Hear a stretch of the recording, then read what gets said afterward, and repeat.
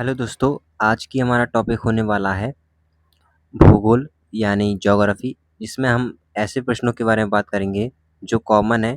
ज़्यादातर अपने ये पूछे जाते हैं कक्षा 8वीं और 9वीं क्लास में, कभी-कभी 7वीं क्लास में भी आ जाता है ये प्रश्न। तो मानसून वाला प्रश्न है।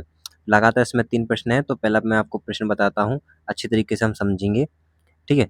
तो अपना देखिए पहला प्रश्न है कि मानसून के आगमन की विशेषताएँ बताइए। जब आता है, देखिए मानसून से होता क्या है बेसिकली, जो हमारे आस-पास के जो क्षेत्र होते हैं, जहाँ ऋतुएँ बदलती हैं, ऋतु बदलने से क्या होता है, मानसून का उत्पन्न होता है, जहाँ वह हर एक क्षेत्र में वर्षा को लाता है, ठीक है?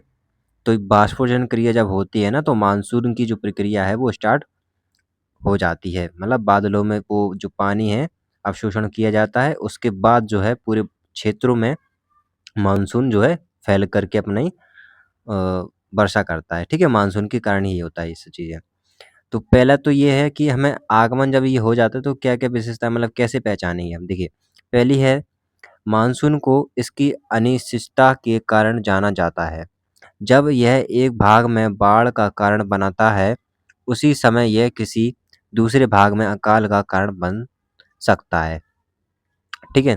तो एक तो मानसून का उदाहरण ऐसे समझ लीजिए, मान के चलिए कहीं वर्षा बहुत ज़्यादा तेज़ आ गई, बाढ़ आ गई, मतलब ऐसी कुछ घटना हो गई प्राकृतिक, आंधी, तूफान ये सब वगैरह, तो ये मानसून में आते हैं। तो मानसून समझ जाइए कि ये मानसून आने आ गया है और ये इसकी विशेषता है। पहली विशेषता हो गई अपनी।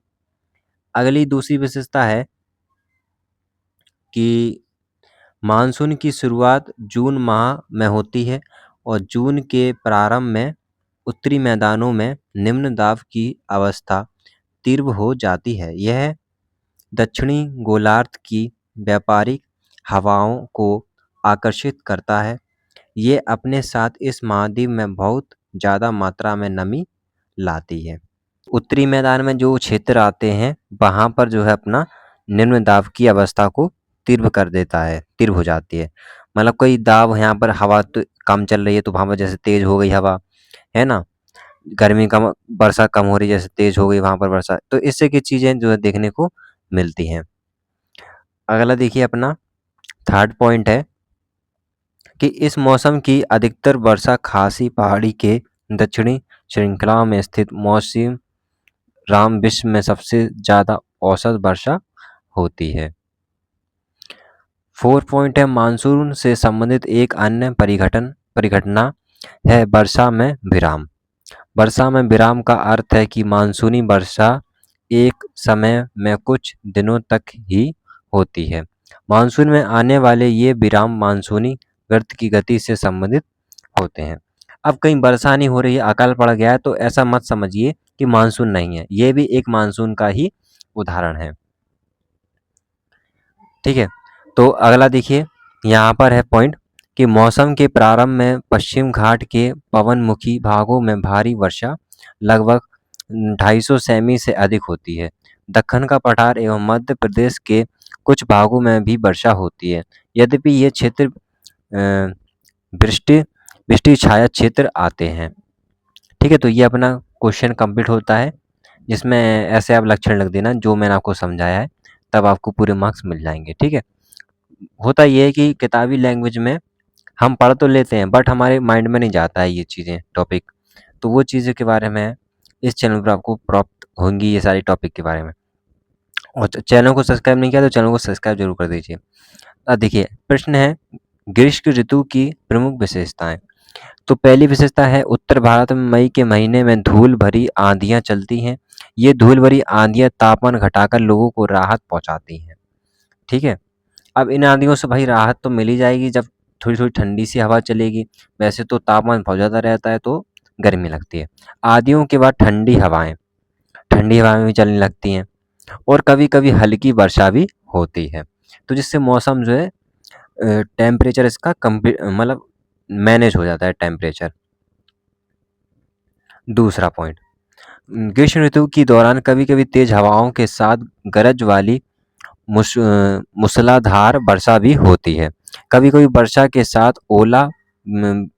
वृष्टि भी होती है। यहाँ पे वृष्टि का मतलब गिरना, तो ओले भी गिरते हैं कहीं-कहीं बहुत ज़्यादा, कहीं-कहीं क्षेत्रों में ऐसे-ऐसे ओले गिरते हैं, बड़े-बड़े गोले, जिसमें सिरों में लग जाते हैं। कई-कई लोगों के तो सिर फट जाते हैं और डेथ भी हो जाती है। ये तीसरा पॉइंट है, ग्रीष्म ऋतु में धूल भरी गर्म और सूक्ष्म हवाएं चलती हैं, जिन्हें लू कहते हैं। ये हवाएं दिन के समय उत्तर एवं उत्तर पश्चिम भारत में गतिशील रहती हैं। ये देर शाम तक गतिशील रहती हैं। इस हवा का मानव स्वास्थ्य पर घातक प्रभाव पड़ता है। देखिए, गर्मियों में इतनी गर्म हवा चलती है, इतनी गर्म हवा चलती है, जिससे लोगों को लपड़ लग जाती है।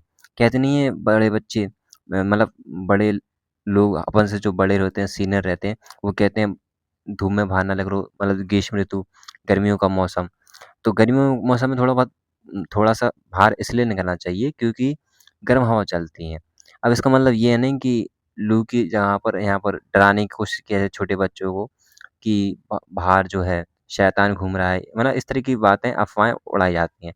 बट ऐसा नहीं होता है, उनका मेन मुद्दा ये रहता है, बड़े अपने जो सीनियर होते हैं, उनका, कि बाहर जो गर्मी के मौसम में ज़्यादातर लू गर्म हवा चलती है, जिससे तबीयत बिगड़ जाती है। ठीक है? और इसका नुस्खा भी बताया है, जैसे प्याज है, तो प्याज का अगर रख लो साथ में, तो कहते हैं कि इससे लू नहीं लगती है। दोस्तों, मैं तो वैसे कभी ये ट्राई नहीं किया है, तो आपने कभी ट्राई किया हो तो कमेंट में ज़रूर बताना।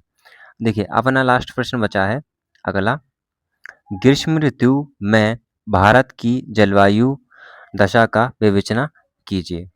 ठीक है, जब भी ग्रीष्म ऋतु से संबंधित आए प्रश्न और भारत की जलवायु पूछे, तो आपको यही लिखना पड़ेगा। आखिरी वाली जो लाइन है, इसको चेंज भी कर सकता है, या स्पष्ट कीजिए या वर्णन कीजिए, इस तरीके का लाइन जो है चेंज कर सकता है। आपको कन्फ्यूज़ नहीं होना है, आपको आंसर केवल इसी तरीके से लिखना है जैसा मैं आपको बता रहा हूँ।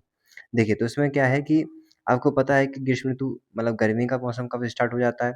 मार्च, अप्रैल, मई, मई, जून माह की जो है सबसे भयानक गर्मी मानी जाती है।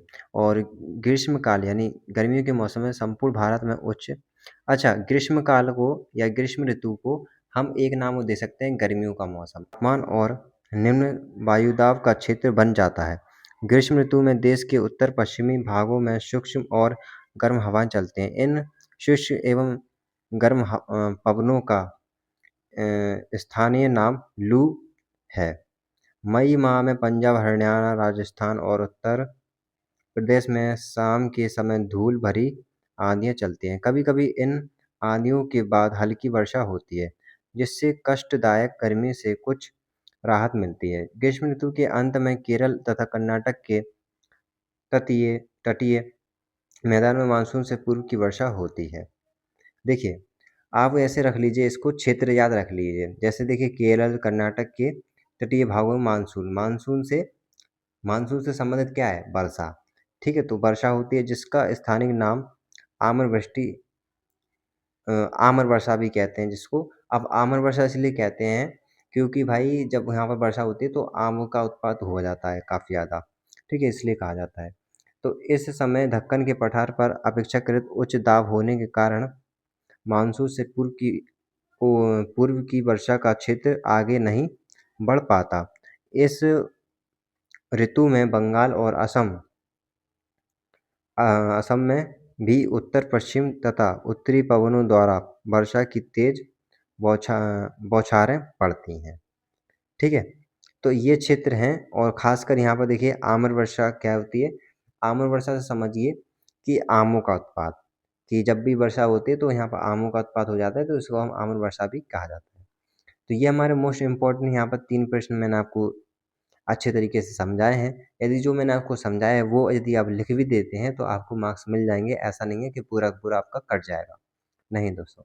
अच्छा, ये जो प्रश्न है किताबी भाषा में है, बट यहाँ पर जो समझाना हुआ वो मैंने आपको अच्छे से एक्सप्लेन किया है कि आप अपने माइंड में कैसे इसको रखेंगे। वीडियो अच्छी लगे तो लाइक कर देना और साथ ही चैनल को सब्सक्राइब कर देना। मिलते हैं ऐसी अगली वीडियो में। Thanks for watching video.